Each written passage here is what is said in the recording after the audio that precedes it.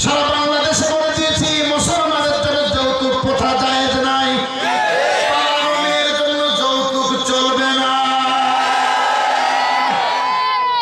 আমরা যৌতুক দিতে পারবো না। আমাদেরকে আগ্রাসন দেখাও, চোখ রাঙায় আমাদেরকে ভয় দেখাও। আমরা বলছি আমরা মুসলমান, আমরা জীবন দিতে জানি, ঈমান দিতে জানি না। আমাদের লাঠি থাকতে না পারে, তবে গজারি গাছ আছে, গজারি কাঠের লাঠি দিয়া শহীদ প্রিজমের বাসার কেল্লা দিয়া ভারতকে পিঠে ঠান্ডা করে দেওয়া হবে। মনে রাখো মুসলমানেরা, কষ্ট হচ্ছে আপনাদের? সংগ্রামী ভাইয়েরা আমার, দয়া করে খেয়াল করবে, আমার পাশ থেকে কেউ যেন কথা না বলে। তার কারণ বিগত বছরের আতঙ্ক এখনো কাটে না। বিগত বছরের আতঙ্ক কেমনে কাটবে? ওয়াজ শুরুর আগে পুলিশ বুঝাইতো, কমিটি বুঝাইতো, মাহফিলের মঞ্চ উঠলে ওয়াজ শুরু করলে কানে ওহি আসতো। মোবাইলের দিকে তাকাইলে ড্রাইভার বলতো আমি গাড়ি নিয়ে চলে গেলাম।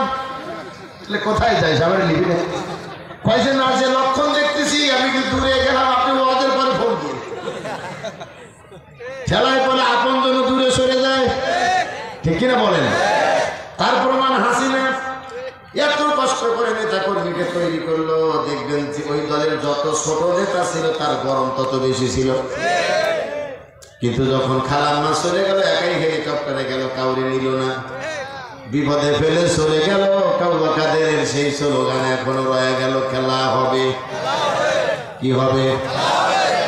হয়ে যাও মাসুদ তুমি, এই কথা কে বলবে? আর বলবো না, থাক থাক, আপনারা তো দুষ্টু মানুষ। পালিয়ে গেছে কাউয়া কাঁদে, কেউ জানে না খবর তার, ভালো হয়ে যাও।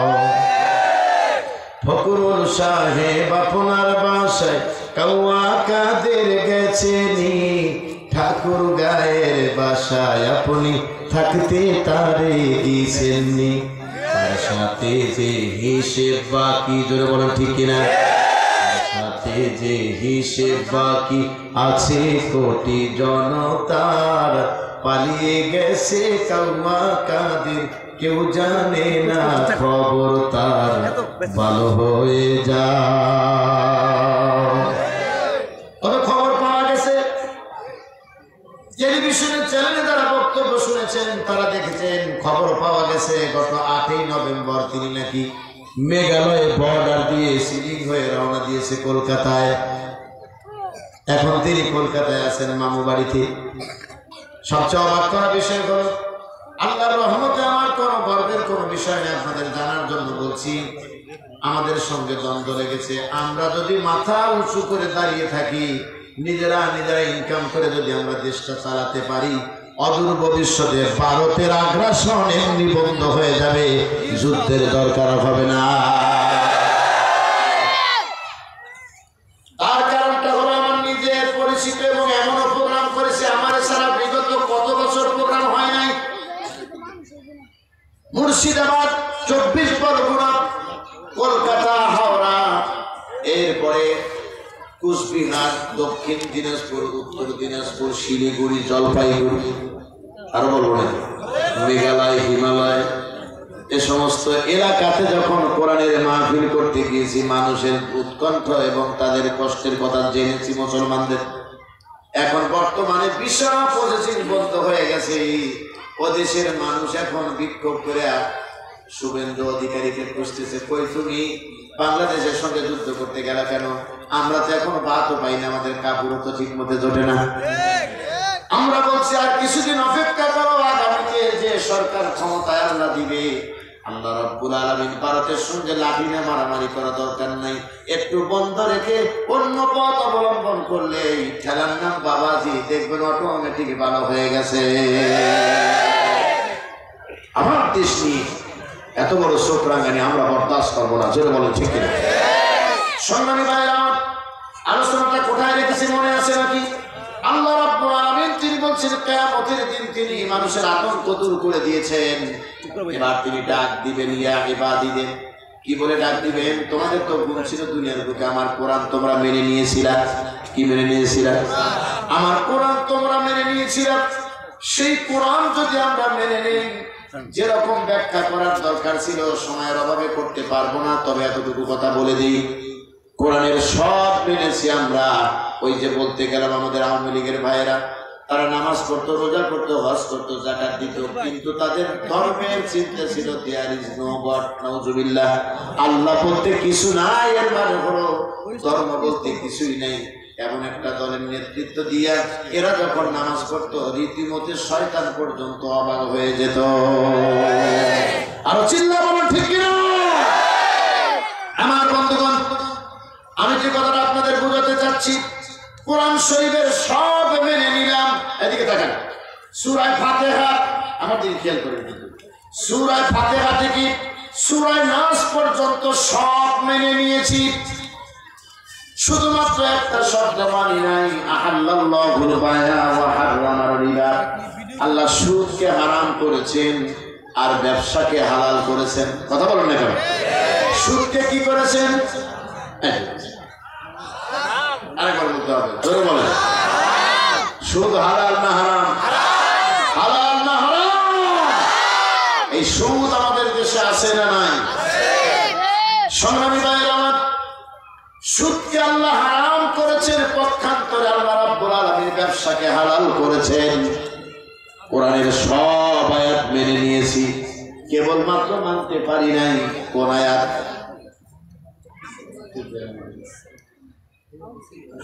আলহামদুলিল্লাহ, আপনারা যারা নেতৃবৃন্দ এসেছেন তাদেরকে বসতে দেন।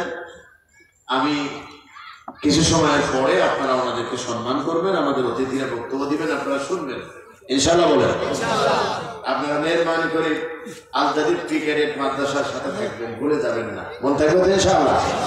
ওকে নির্দেশনা দিবেন, আমাদের ছোট ভাই, আমরা খুবই স্নেহ করি। ও যেভাবে আমার কাছে এমএসএ গেছে কয়েকবার, না পেরে বলছি 20 তারিখে সালনা মাহফিল আছে, ওই দিন বাদে সব ওয়াজ করে দিব, পারলে আয়োজন করো, না পারলে এবারের মতো এলাকা ছেড়ে দাও। আল্লাহু আকবার কর। ও বলছে তাতেই রাজি আমি। আল্লাহু আকবার কর। আয়োজন করে ফেলেছে। সুবহানাল্লাহি ওয়া বিহামদিহি, সুবহানাল্লাহিল আযীম। আমি চাচ্ছি কি এই কয়েকটা মিনিট এখানেও যারা উঠবে একটু সতর্কতার সাথে উঠান, আমরা এই মুসল্লিদের জন্য আমরা বিঘ্নতা না ঘটাই। বলেন ঠিক কিনা? চিৎকার দিয়ে একটু আল্লাহু আকবার বলেন তো। আমার বন্ধুগণ, আল্লাহ রাব্বুল আলামিন কিয়ামতের দিন যে ডাক দিবেন, এই ডাকের যদি আওতাভুক্ত হতে চাই, তাহলে আমাদের কোরআন মানা দরকার আছে না নাই? এখন কোরআন কেমনে মানবো? কোরআন শরীফের সব মেনে নিয়েছি, শুধুমাত্র আল্লাহ সুদকে হারাম করেছেন, ব্যবসাকে হালাল করেছেন, এইটাকে জায়েজ মনে করে চালাই গেছি। বলেন তো দেখি, ওই লোকটাকে কোরআন মানলো? ভালো করে বুঝলো, কোরআন মানলো? সব মেনে নিয়েছি, কিন্তু আনাকিমুদ্দিন, আমার জমিনের দিন কায়েম করো, এর মানে হলো মানব রচিত আইনকে চিরতরে কবর দেয়া আল্লাহর আইন প্রতিষ্ঠা করো, এইটা মানি নাই। মনে রাখবা মুসলমানেরা, কোরআন শরীফ যদি তুমি মানতে চাও, তাহলে কোরআনের A to Z সব জায়গায় মেনে নাও। ওয়াল্লাযীনা ইউমিনুনা বিমা উনজিলা ইলাইকা ওয়া মা উনজিলা মিন ক্বাবলিক। নবীজি, ঈমানের বিষয় হলো কোরআন শরীফের ভিতরে যা আপনার প্রতি নাজিল করা হয়েছে তাও মানবে, এবং আপনার পূর্ববর্তী যা এসেছে তাও মেনে নেবে। তার নাম হলো কোরআন। চিল্লায় বলেন ঠিক কিনা? সংগ্রামী ভাইয়েরা আমার, সেই ঈমান যদি আজও আমাদের সমাজে থাকতো, তাহলে 92% মুসলমানের বাংলায় আমরা মানুষের তৈরি করা কোনো আইনের কোনো গোলামি করতাম না। জোরে বলেন ঠিক কিনা? এটা আওয়াজ দিয়ে বলেন, জমিন কার? আসমান দেখা যায়, আসমান কার? আমরা যারা দাঁড়িয়ে বসে আছি, আমরা কার? আমাদের একদিন না একদিন চলে যেতে হবে। সেই যাওয়াটা অবশ্যই আমাদের জন্য যদি কল্যাণকর না হয়, বিপদের কোনো শেষ থাকবে না। বিপদের কোনো শেষ থাকবে না। 6 দিন পর নখ খসে যাবে, 9 দিন পর চুল। কবর গাভীর সামান নিতে কইরো না কেউ ভুল। কবর জায়গা ভালো নয়, কবর জায়গা ভালো নয়, আমল দিয়ে কবর গৃহ সাজিয়ে নিতে হয়। 17 দিন পেট পেটে সব প্রকার খাদ্য হবে, 7 দিনে সব গোস্ত গুলো আলাদা হয়ে রবে। 90 দিন হাড়গুলো সব 90 দিন হাড়গুলো সব আলাদা হয়ে রয় কবর জায়গা ভালো নয় কবর জায়গা ভালো নয় আমল দিয়ে কবর গৃহ সাজিয়ে নিতে হয় একটু আঙ্গুলের দিকে তাকান আর মাথার চুলের দিকে তাকান আর ব্যাখ্যা করতে থাকেন এই জীবন তো করেছি কিন্তু কবরে যাওয়ার পরে আমার 6 দিনের ভিতরে আঙ্গুলগুলো খুলে যাবে এরপরে 9 দিনের ভিতরে মাথা শরীরের সব চুল খসে পড়ে যাবে 17 দিন পরে পোকার খাদ্য আমার দেহটা হয়ে পেটটা ফেটে যাবে 60 দিনে দেহটা আলাদা হয়ে যাবে গোশতগুলো মাটির সঙ্গে মিশে যাবে হাড় থাকবে আর 90 দিন পর কোনো অস্তিত্বই পাওয়া যাবে না কেবলমাত্র হাড় পাওয়া যাবে এমন একটা জীবন নিয়ে এমন একটা ক্ষণস্থায়ী জিন্দেগির টার্গেট নিয়ে দুনিয়াতে এসেছিলাম এবার যাওয়ার আগে যদি কোরআনকে পরিপূর্ণভাবে মানতে না পারি কিয়ামতের দিন আল্লাহ রাব্বুল আলামিন যে ডাক দিবেন সে আল্লাহর ডাকের আওতাভুক্ত আমাদের হওয়া সম্ভব হবে না সংগ্রামী ভাইয়েরা আমার সুতরাং আপনাদেরকে অনুরোধ করে বলে গেলাম কোরআন শরীফ মানার ক্ষেত্রে যে নিয়মটা আপনাকে ফলো করতে হবে কোরআন শরীফের কিছু আয়াত আছে যে আয়াতটা আমার বিরুদ্ধে যেতে পারে আমার দলের বিরুদ্ধে যেতে পারে আমার মতের বিরুদ্ধে যেতে পারে একজন মুমিন হিসেবে দায়িত্ব হলো যার যে বিরুদ্ধে যাক না কেন ইমানদার সে কখনো তার নিজের স্বার্থকে গুরুত্ব দিবে না ঈমান বাঁচানোর জন্য যা প্রয়োজন তিনি তাই করবেন এই জন্যই তো নবীজি বলেছেন ক্বালা সবরু ওয়াস-সামাহাতু ঈমান হলো ধৈর্য এবং সবর তার মানে হলো ঈমান গ্রহণ করার মানেই হলো কোরআন পুরোপুরি মেনে নেওয়ার মানেই হলো একবার যদি কোরআন মেনে নাও বিপদ তোমার পিছু ছাড়বে না বিপদ তোমার পিছু ছাড়বে এই বাংলাদেশে মাটিতে কোরআনের যিনি বিশিষ্ট তাফসীর কারক যার কোরআনের তাফসীর শুনলে দল মত জাতি ধর্ম বর্ণ নির্বিশেষে অত্যন্ত হৃদয়গাহী কথা তার মানুষকে মোহিত করে তিনি হলেন আমাদের কোরআনের পাখি আল্লামা দেলোয়ার হোসেন সাঈদ আল্লাহু আকবার বললেন না আমি কিন্তু কোনো গর্ব করে কিছু বলি না আমার এমনও ক্যাসেট আছে আপনি দূর থেকে বুঝতেই পারবেন না সাঈদ সাহেব ওয়াজ করতেছে না কে করতেছে কিন্তু আমার জীবনে তার বক্তব্য যখন আমি শুনি আমার তখন মনে হয় আরবি কথাগুলো যখন আমার কানে বাসে আমার মনে হয় যে ওনার বোধ হয় বিশ্ববিদ্যালয় দূর থেকে কোনো বিশ্ববিদ্যালয় থেকে তিনি অর্থাৎ বিদেশ থেকে কোনো বিশ্ববিদ্যালয় থেকে আরবিতে তিনি বোধ হয় অত্যন্ত উঁচু মানের ডিগ্রি সংগ্রহ করেছে সুবহানাল্লাহ আর তার যখন বাংলা ভাষা শুনতাম বাংলা ভাষায় তার শব্দচয়ন আমাকে সবচেয়ে বেশি আকৃষ্ট করেছে তার বাংলা ভাষা বলা দেখলে মনে হয় যেন অক্সফোর্ড বিশ্ববিদ্যালয় থেকে বাংলাতে তিনি পিএইচডি করে এসেছেন সুবহানাল্লাহ এত সুন্দর উচ্চাঙ্গের ভাষা ব্যবহার করতেন আর আমি প্রায় মাহফিলে কয়েকটা দুঃখের কথা বলে থাকি আমাকে কাঁদিয়েছে যেগুলো আমাকে যে মারছে শাহবাগীদের বিরুদ্ধে বক্তব্য দেওয়ার কারণে আমাকে যে মারছে এ কোনো দুঃখ আমার নাই আমার গাড়ি যে চতুর্দিকে রেড দিয়ে আমার ড্রাইভার সহ ধরেছে কোনো দুঃখ নাই আমাকে গায়েবী মামলা দেওয়া হয়েছে তাতে কোনো দুঃখ নাই আমাকে চট্টগ্রামের জমিনে ধরে নিয়ে যাওয়া হয়েছে তাতেও কোনো দুঃখ নেই কিন্তু আমার একটা জায়গায় দুঃখ এই বাংলাদেশে দাঁড়িয়ে আমার শুনতে হয়েছে যে আল্লামা দেলোয়ার হোসেন সাঈদী নাকি 29,000 মহিলাকে দর্শন করেছে এটি আমাকে যেমন অবাক করেছে সাথে সাথে আমি দল করি না বিএনপি কিন্তু বিএনপির যিনি সভানেত্রী যিনি এই দেশের 3 বারের প্রধানমন্ত্রী মহিলাটা একটু চিকিৎসার জন্য বিদেশে যাবে তাও তাকে যেতে দেওয়া হয় না এবং তাকে বাড়ি থেকে অপমান অপদস্থ করে তাকে বের করে দেওয়া হয়েছে আমি মানবিক কারণে আমার হৃদয় ম্যান হিসেবে আমার হৃদয় কেঁদেছে আমার ভিতরে মায়া লেগেছে আল্লাহু আকবার বলো আমার বন্ধুগণ আরে মা অসুস্থ বিদায় নেওয়া লাগে আমাদের জনাব মোহতারাম আপনি কি এটা সালাম দিয়ে যাবেন এটা কেমন হলো আপনাকে হারিয়ে ফেললাম আমরা প্রিয় ভাই সব আল্লাহ ওনার মাকে সুস্থ করে বলেন আমিন আরো চিল্লা বলেন আমিন জনাব বন্ধু কি ভূয়া সাহেবকে আপনারা মেহরবানি করে সযত্নে ওনার গাড়ি পর্যন্ত পৌঁছিয়ে দেন এবং কেউ সাথে দেন জরুর যাওয়ার সাথে দেন আমার বন্ধুগণ কষ্ট হচ্ছে আপনাদের বলেন তো দেখি চলে যাওয়ার সময় হয়ে গেছে নাকি আমার চলে যাওয়ার সময় হয়ে বিদায় দাও। বিদায় লগ্নে আমি বলতে চাই, কোরআনের কথা নিয়ে যেহেতু নয়াপাড়ে এসেছি, আবার কোনো এক সময় দেখা হবে, দুশ্চিন্তার কোনো কারণ নাই। বেশি প্রয়োজন হলে ইএমএস-এর গেটে যেতে হবে শুক্রবারে নামাজ পড়ার জন্য। মাল্টি গ্রুপ, অর্থাৎ মাল্টিতে গ্রুপ হয়নি তো, মাল্টি ফ্যাবস লিমিটেডের মাননীয় এমডি স্যার জনাব মেজবাহ ফারুকী, কোরআনের কথা তার সঙ্গে আমার বলার বাধ্যতা মনে হয় নাই, কিন্তু তিনি যখন শুনলেন যে হেলানি সাহেব আর এখানে জুমার খুতবা দেন না, তিনি বারান্দায় ইএমএস এভারেজ লিমিটেড মসজিদের জন্য আমাকে, আমাদের প্রিয় ভাই শাহিন ভাই এবং ওখানকার দায়িত্বে যারা আছে তাদেরকে বললেন যে ওনাকে নিয়ে আসেন।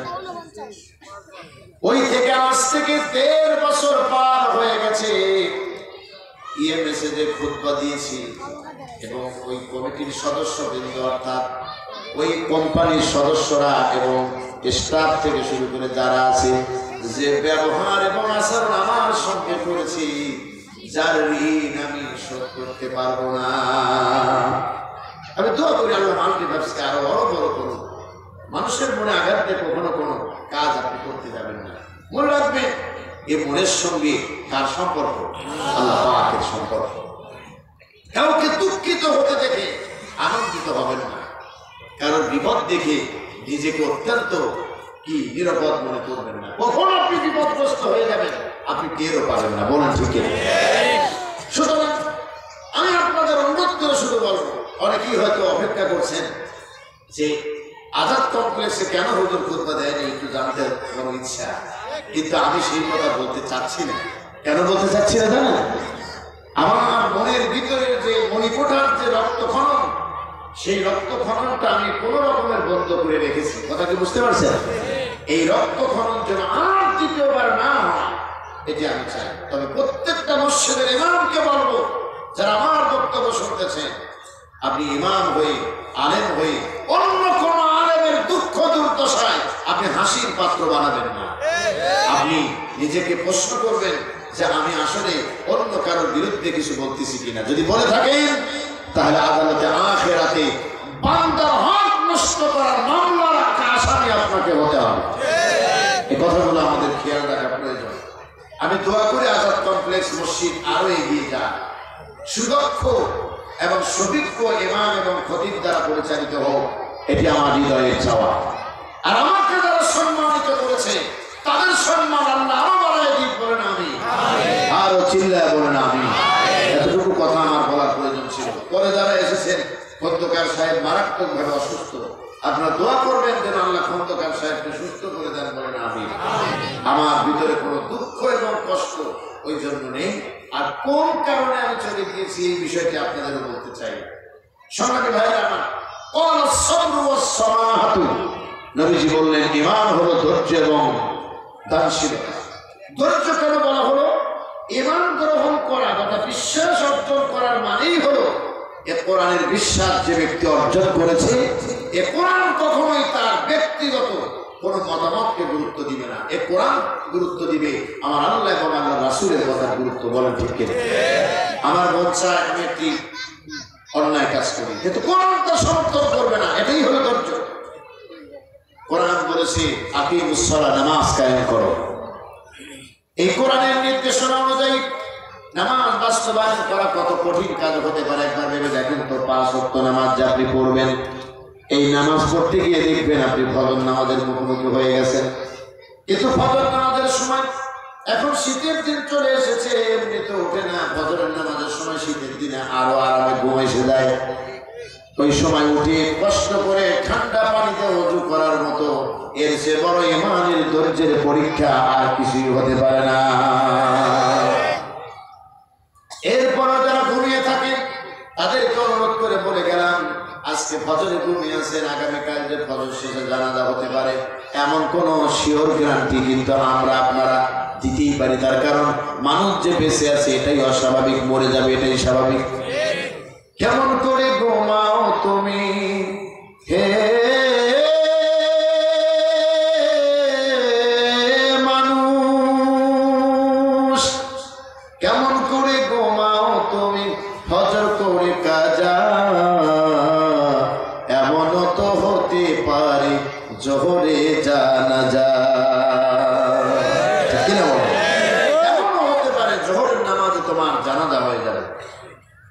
এটা গত কয়েকদিন আগে বগুড়াতে এক আলোচক মারা গেলেন। আলোচকের কথা, আগের দিনের কথা শুনে আমি অবাক হয়ে গেলাম। আমাদের গোলাম রব্বানী ভাই তিনি বিষয়টা লিখেছেন যে আগের দিন বেচারা যখন নামাজে বক্তব্য দিয়েছেন, আর আজকেই তিনি নিথর দেহ নিয়ে ঘুমিয়ে আছেন কবরে। এইভাবে মানুষ একের পর এক আমরা চলে যাব। সেই যাওয়ার আগে আমাদের ধৈর্যের চরম পরাকাষ্ঠে পরীক্ষা দিতে হবে। এই কোরআন যদি আমরা সব জায়গায় মেনে নিই, ব্যক্তি জীবন, সমাজ জীবন, রাজনীতি, অর্থনীতি, পররাষ্ট্রনীতি, তাহলে অবশ্যই এই কোরআন আমাদেরকে ইহকাল এবং পরকালের মুক্তির রাস্তা দেখায় দিবে। সুতরাং বাংলাদেশের বুকে বৈষম্য বিরোধী আন্দোলন হয়েছে। এই বৈষম্য দূর করার জন্য বৈষম্যহীন বিষয় দরকার। আমরা এতদিন পর্যন্ত যা দেখেছি সব জায়গায় বৈষম্য আছে, শুধু একটা জিনিসে বৈষম্য নাই, সেটা হলো কোরআন। আরো চিল্লায় বলেন ঠিক কিনা? এই কোরআনে কি কোনো বৈষম্য আছে? বৈষম্য নাই। সুতরাং বৈষম্য মুক্ত সমাজ যদি করতে চাও, বৈষম্য বিরোধী রাষ্ট্র যদি তুমি দেশ গড়তে চাও, তাহলে কোরআনের আইন ছাড়া বিকল্প কোনো ব্যবস্থা নাই। তার কারণ কোরআন যেখানে দুর্নীতি মুক্ত সমাজ সেখানে, জোরে বলেন ঠিক কিনা? আমরা আগামী দিনে এই বাংলার মসনদে কোরআনের আইন চাই। আপনারা কি সবাই চান? কারা কারা চান হাত তুলে একটু আল্লাহকে দেখান। আমার বন্ধুগণ হাত নামান। আমরা সবাই আল্লাহর আইন চাই। বিশ্বের বুকে মুসলমানরা আজকে উৎকণ্ঠার ভিতরে আছে। মুসলমানরা চাই আবার ঘুরে দাঁড়াতে, কিন্তু মুসলমানরা ততদিন পর্যন্ত ঘুরে দাঁড়াতে পারবে না যতদিন না পর্যন্ত আমার আল্লাহ রাব্বুল আলামিনের বিধানের দিকে মুসলমানরা ফিরে আসবে। ফিরে আসতে হবে কোরআনের দিকে। ওয়াকানু মুসলিমিন, আল্লাহ কিয়ামতের দিন ডাক দিবেন, তোমরা আয়াত মেনেছিলে। আর 2 নাম্বার হলো আমার আত্মসমর্পণকারী দলের সদস্য হয়েছিলে। এর মানে হলো তোমরা ছিলে মুসলমান, তোমরা আর কারোর কাছে মাথা নত করো নাই। সুবহানাল্লাহ বলবেন না? তোমরা আর কারোর কাছেই মাথা নত করো নাই, মাথা নত করেছো আমার আল্লাহ রাব্বুল আলামিনের কাছে। এটা আওয়াজ দিয়ে বলেন তো, আল্লাহ কয়জন? সবাই বলতে হবে কতজন? এক আল্লাহর গোলামি করতে হবে। সেই গোলামি করতে গিয়ে যদি বিপদ আসে, মুসিবত আসে, জুলুম আসে, নির্যাতন আসে, এরপরেও জীবন দিয়ে দিতে হবে, ইমান দেওয়া যাবে না। বিগত দিনের দিকে খেয়াল করো। যারাই তো আল্লাহ মানছিল তারাই এখন বিপদের সর্বশীর্ষে। আমরা কিছু লোককে দেখেছি, আল্লামা দেলোয়ার হোসেন সাঈদী রহমাতুল্লাহ আলাইহি বলছিলেন যে মারতেছো, ধরতেছো, অত্যাচার করতেছো, করতে থাকো। এমন একদিন আসবে পালানোর জন্য ইন্দুরের গর্ত পর্যন্ত খুঁজে পাবা না। এমন একদিন আসবে। সেদিন এসছে না বলে? সেদিন আসে কিনা? এবং এর সঙ্গে তিনি আরেকটা কথা বলেছেন, যেদিন ক্ষমতা থাকবে না, এই এমপি মন্ত্রীদের কোমরে রশি লাগায়া আদালতে তোলা হবে। আজকে তাই তোলা হয়েছে না? 10-20 জনকে একসঙ্গে কোমরে রশি লাগায়া নিয়ে যাচ্ছে, পিঁপড়ে খেলতেছে। চতুর্দিক দিয়ে পুলিশ আছে, মানুষ ডিম মারে, কেউ বা জুতো মারে, কেউ বা উড়িয়ে গিয়ে যা কি করে। এত উন্নয়নের পরেও কেন তোমার বাবার দরকার আছে না নাই? চিল্লাবো না, বাবার দরকার আছে না নাই? সেখানে হাসানুল হক ইনুর কোমরে রশি লাগানো হয়েছে। এরপরে জাহাঙ্গীর কবির নানকের বোধহয় পড়ানো হয়েছে। তার সঙ্গে সঙ্গে আর একজন ছিল, তার নামটা কি বলতে পারেন নাকি? ককাস পার্টির যিনি ছিলেন রাশেদ খান মেনন। এই দুইটা লোক সব সময় শুধু মৌলবাদের বিপক্ষে কথা, খালি খালি মৌলবাদ মৌলবাদ। ওরা চক্রান্ত করে মমতা দেখতে বলায় দিল। এদেশের সব হুজুরকে ব্যাধি করার জন্য বলা হলো পার্লামেন্টে, যে ওরা নাকি হাসিয়াছে তার হাদিস করে ফেলে দিয়েছে। ইজ্জত শেষ। একজন পতিতা, সেও নাকি সিয়াসের তার হাদিস সব করে ফেলে দিয়েছে। অপমান সহ্য করা যায় না। পরিশেষে যখন সবার কোমরে রশি লাগায় নিয়ে যাচ্ছে, আল্লাহ রাব্বুল আলামিনের এক বান্দাকে দেখলাম, নাম তার মুরগি কবির ওরফে শাহরিয়ার কবির। এই লোকটাকে যখন একটা বিজন ভ্যান থেকে নামাইতেছে, দেখলাম হাতে একটা লাঠি, অবাক নয় তাকায় আছে। টকশোতে বসে থেকে সবসময় শুধু বলতো মৌলবাদী মৌলবাদী। সাইদি সাহেবের নাম শুনলেই সেখানে বড় অস্থিরতা তারা শুনতে পেত। এখন নেমে আসতেছে, মুখের দিকে তাকায় দেখে মায়া লাগলো। ছেলে ফেলে একটা গান লিখে দিয়েছে, সাথে সঙ্গে এডিট করে দিয়েছে। ও আমার জেল হবে না ফাঁসি হবে গো, আমার উকিলে তো কইল না, ম্যাজিস্ট্রেট শামসুল হক জামিন দিল না। হা করে তাকায় আছে, আর কেউ তাদেরকে কাছে ধরতেও যায় না। আত্মসমর্পণকারী দলের অন্তর্ভুক্ত হয়ে যারা জীবন দিয়েছিল, তারা ফাঁসির মঞ্চে দাঁড়িয়েছে। দিনের পর দিন, মাসের পর মাস রিমান্ডে খেটেছে, তারপরে তারা জালেমের কাছে তারা পরাজিত বরণ করে নাই। বলে তারা কখনোই তারা আত্মসমর্পণ করেনি বাতিলের কাছে। তার কারণ তারা জানে আল্লাহকে একবার মেনে নেওয়ার পরে আর দ্বিতীয় কোন ইলাহের কাছে মাথা নত করা যাবে না। এই মাথা নত না করার শর্তে তারা বলেছিল 13টা বছর পাশেই কাশেমপুর কারাগারে আল্লামা দেলাওয়ার হোসেন সাঈদী, তাকে 13টা বছর নরম বিছানা শীতের মধ্যে বিছাইতে দেয় নাই। পরিশেষে একজন সদা হাস্য মানুষকে ধরে নিয়ে যাওয়া হল এবং তাকে জেলখানায় থেকে নিয়ে যায় মেডিকেল কলেজে, মেডিকেল ক্লিনিং এর মাধ্যমে দুনিয়া থেকে বিদায় করে দেওয়া হলো। এত জালে তারা রাজধানীতে হুজুরের জানাজা পর্যন্ত করতে দেয় না।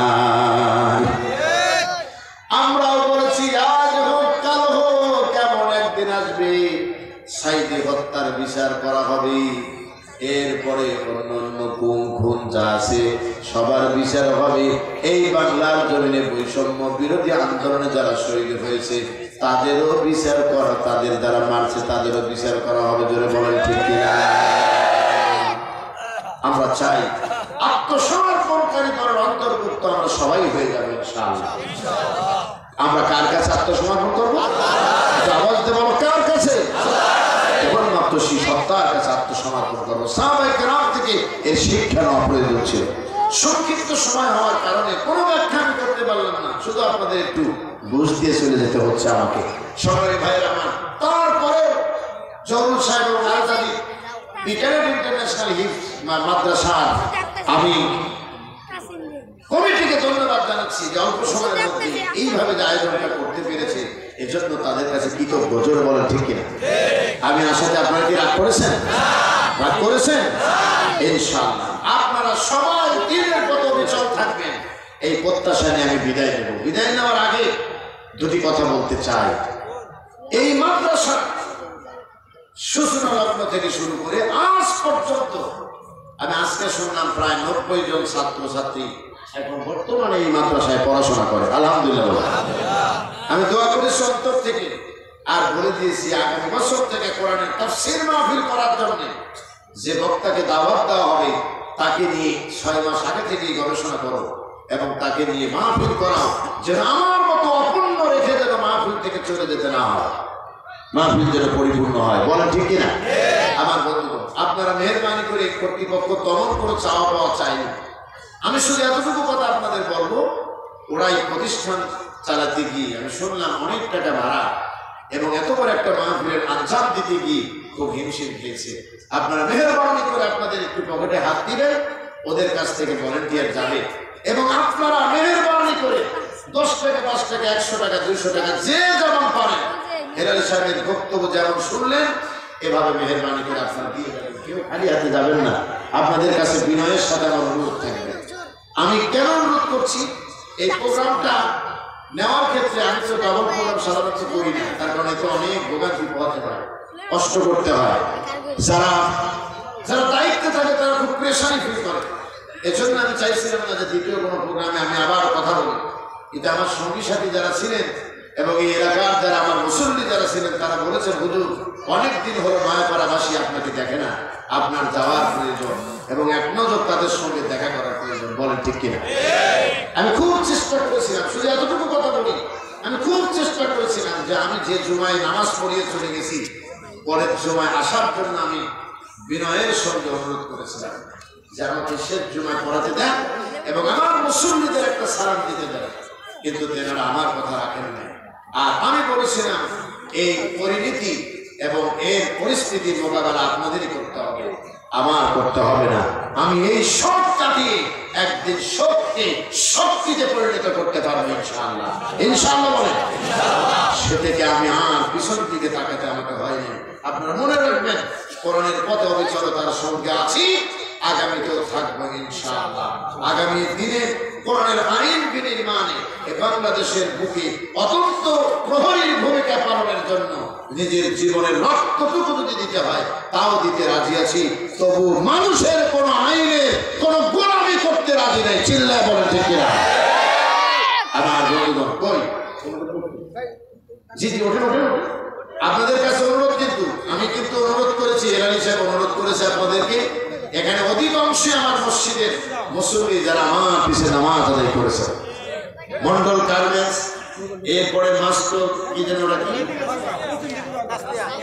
তাসনিয়া ইসলাম মাল্টি ডিবিএ, এপাশে কটন ক্লাব, এই এলাকার অগণিত মুসল্লি তারা আমার পিছনে নামাজ পড়তেন। সুবহানাল্লাহ। এখনো অনেকেই যান, ইউনিভার্সিটির একটু ভিতরে তো এখনো অনেকেই সেখানে যান এবং আমার কোম্পানির জন্য আপনারা দোয়া করবেন। আমার কোম্পানি আমাদের যিনি এইচআরডি যিনি দায়িত্বে আছেন যারা, তার মধ্যে আমাদের জনাব শাহিন আলম ভাই, কি বলে আমাদের শাহিন ভাই, উনি এখানে এসেছেন আমাদের সঙ্গে মাহফিল উপভোগ করার জন্য। আপনারা আমার কোম্পানির জন্য দোয়া করবেন এবং ভবিষ্যতে যেন তারা আরো ভালো কাজ অব্যাহত রাখতে পারে, এই দোয়া আপনারা করবেন। আমি আপনাদের অনুরোধ করেছি, যার পকেটে টাকা আছে 5টা টাকা আপনারা দিয়ে যাবেন। কেন দিবেন? এত বড় একটা আয়োজন করতে অনেক টাকা পয়সা খরচ হয়েছে এবং নেতৃবৃন্দ যারা আছেন তারা তো সহযোগিতা করবেনই। আপনারা পাশাপাশি আপনাদের কষ্টের টাকা 5 টাকা 10 টাকা দিলে এমন কোনো ক্ষতি আপনাদের হবে না ইনশাআল্লাহ। আশা করি আগামী দিনে আবার পরিপূর্ণভাবে আপনাদের সঙ্গে দেখা হবে ইনশাআল্লাহ। ইনশাআল্লাহ বলুন। আপনারা কি আমার উপর রাগ করেছেন? প্লিজ রাগ করেছেন? রাগ করবেন না প্লিজ, আপনারা আমাকে ক্ষমা করে দিবেন।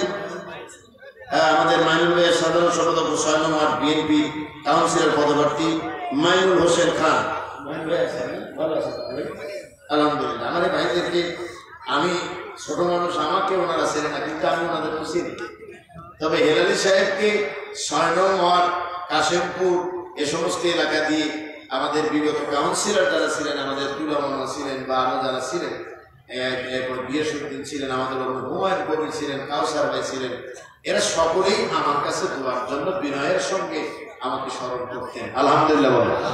এখনো আশা করি যারা আসবেন তারাও আমাদেরকে অবশ্যই সম্মানের সাথে স্মরণ করবেন বলে এটা আমরা আশাবাদী, নাকি বলেন?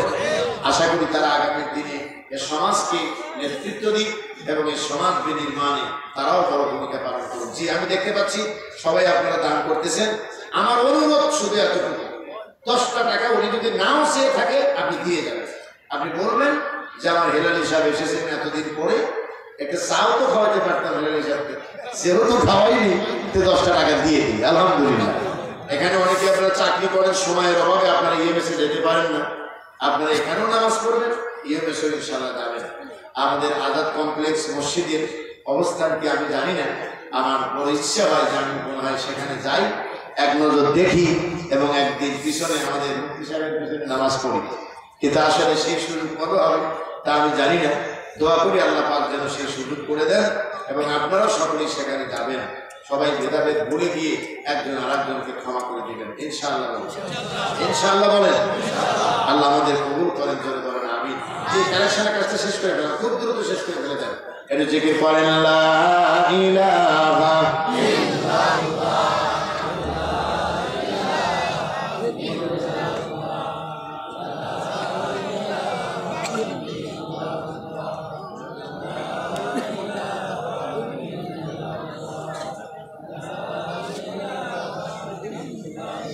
لا إله إلا الله محمد رسول الله صلى الله عليه وسلم। প্রিয় ভাই সাহেব, আপনারা মেহরবানি করে অল্প একটু সময় আলোচনা আমার শুনেছেন। আপনারা মেহরবানি করে মাহফিল ছেড়ে যাবেন না। মাহফিলের একটি ইজ্জত আছে এবং পরবর্তী বক্তারা আছেন, তারা কথা বলবেন। আমি আরেকবার আপনাদেরকে স্মরণ করছি এবং আন্তরিকভাবে দুঃখ প্রকাশ করছি আমি অসময় চলে যাওয়ার জন্য। আমি আপনাদের রেখে বিদায় দিচ্ছি। আবার দেখা হবে কোনো এক ময়দানে। এত সময় ভালো থাকবেন, সুন্দর থাকবেন, শুভকামনায়। 9টায় যাওয়ার কথা ছিল, এখন 9:09 বেজে গেছে। আমি 9 মিনিট আপনাদের কাছে একটু বেশি ছিলাম। কালেকশনের কাজটা হয়েছে কিনা মা বোনদের অনুরোধ করে গেলাম, আপনারা 2-4 টাকা দিয়ে যাবেন। নাসরুম মিনাল্লাহি ওয়া ফাতহুন করিব। অবশ্যই মুমিনিন ভর্তি চলছে আল জাদিদ ইন্টারন্যাশনাল প্রি ক্যাডেট মাদ্রাসায়। আপনারা সেখানে আসবেন। পরিবেশটা দারুণ করেছে, যদিও ভিতরে আমি গিয়েছিলাম অফিসে। আশা করি সেখানে আপনার ধোকার শিকার কম হবে না। লোকে আমি কিছু পরামর্শ দেবো, আপনাদের পরবর্তী বাচ্চাদেরকে সেখানে দিবেন। ভালো থাকবেন, সুন্দর থাকবেন, শুভকামনা বিদায় দিচ্ছি। আল্লাহ হাফিজ। আসসালামু আলাইকুম ওয়া রাহমাতুল্লাহি তাআলা ওয়া বারাকাতুহু।